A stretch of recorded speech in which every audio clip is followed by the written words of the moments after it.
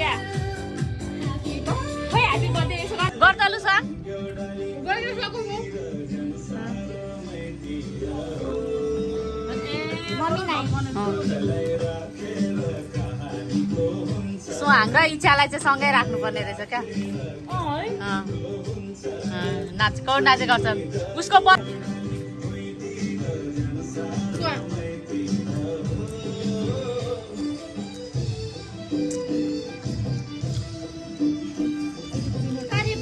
दाजु चाहिँ यस्तो छ दाजु चाहिँ यस्तो छ भाइ चाहिँ यस्तो छ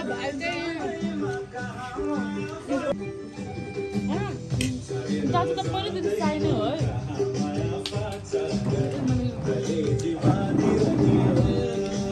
नाच अरे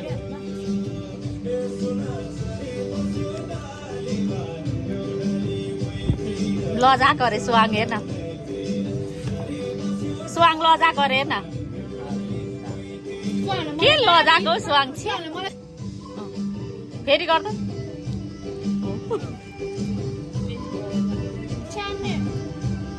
पैसा दिउँदैछु अहिले त्यसले नै बिल तिर्ला नि याङमा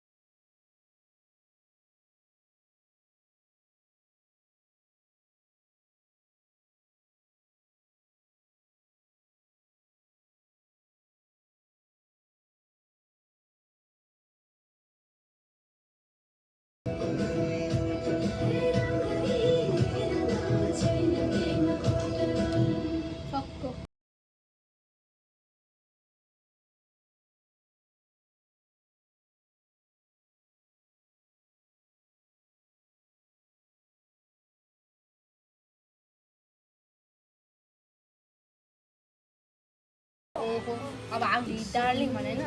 नलभ फुली डार्लिङ भनेन फेरि फुली पनि लागिरहेछ फेरि तिम्रो ओहो ओहो डार्लिङ नाकै तिम्रो ओहो ओहो हाती भित्र हुन्छ तिम्रो अब त्यही कुरा भन्न सिकाइदेऊ न अङ्ग्रेजीमा हाँस्न